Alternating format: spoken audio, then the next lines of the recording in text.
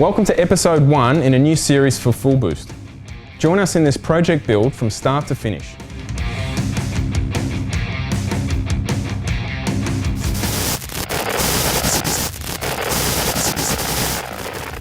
Alright, first of all, so who are we? Well, you may have seen my head before on other fullBOOST videos. My name's Luke Oxley and I'm the editor at fullboost.com.au. I work full-time creating content for not only fullBOOST but corporate clients.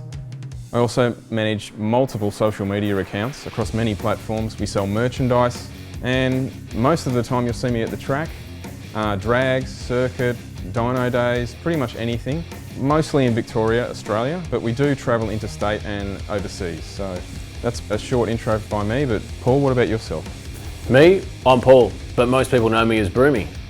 I work a 9-to-5 job like everyone else, but after that, you'll find me out here in the garage building predominantly rotary powered race cars. I've got a circuit race spec FD RX-7, but my true passion is drag racing, predominantly sport compact drag racing.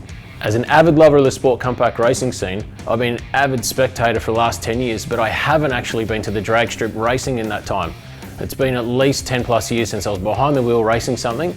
We've been that busy with our day jobs and building other customers' cars and selling parts and shipping them all over the world that we haven't been able to focus on our own racing. Well, we've made the decision, enough is enough.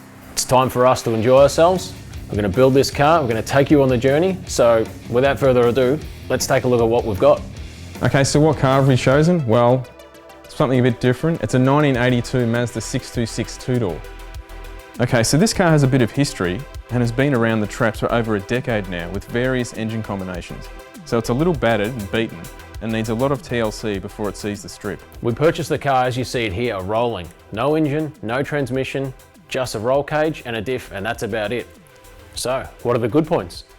The exterior is fairly clean and mostly straight. There's an extensive roll cage already fitted, as a tried and true Japanese 9-inch. That's a Hilux diff. Okay, so what are some of the bad points? The car is in desperate need of some TLC.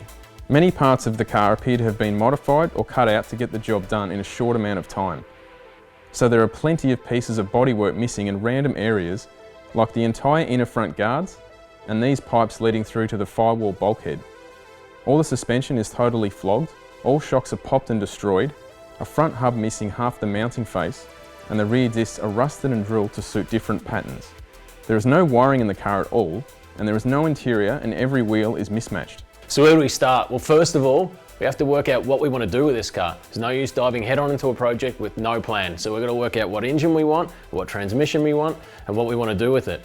Now, we won't want to set world records with this thing, but you know, a single digit time slip at the end of the day would be really good. So I guess we have to sit down and make a plan. First of all, what engine? Well, the first thing you need to consider is reliability.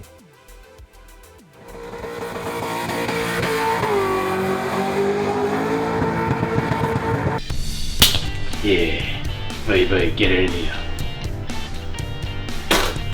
Fucking cat's piss. Or what about a 4-cylinder, maybe some VTEC? Okay, have you thought about a Turbo 6?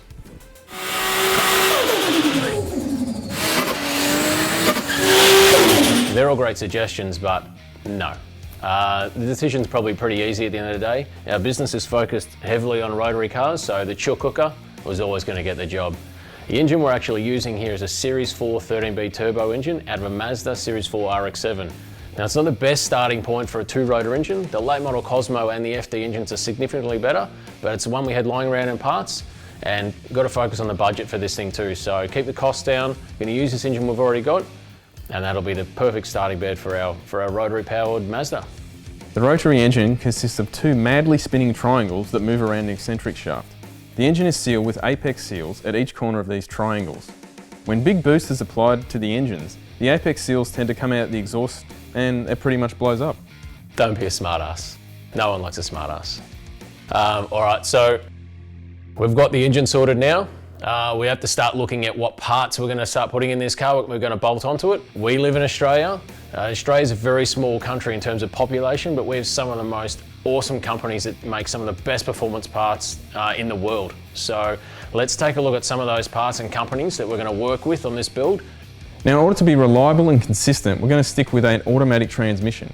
Now, the early model Mazdas came out of the factory with a Jacko transmission, and Key's transmissions have got a very good reputation building mega tough Jacko transmissions. So it's going to be a 3-speed auto and it's going to be backed by a stall converter built by TCE Converters. EFI power will come in the form of the Microtech ECU and data logger. MTQ engine systems have supplied a Garrett GTX 42R roller bearing turbo, and Turbo Smart will be taking care of the exhaust, intake and fuel pressure systems. All fluids will safely be pumped around the car from ProFlow hose and fittings. It will be kept safe in the cabin with ProForce safety gear. Lubricating all those moving parts will be Penrite oils, and that's a recipe for a cool little drag car, so let's get stuck into it. We'll be covering every step of this build comprehensively, as well as talking to some of the suppliers in depth about their awesome products that will be powering this beast. Now we've got a lot of work to do to take this from a beat up roller to a small tyre tear at the drag strip.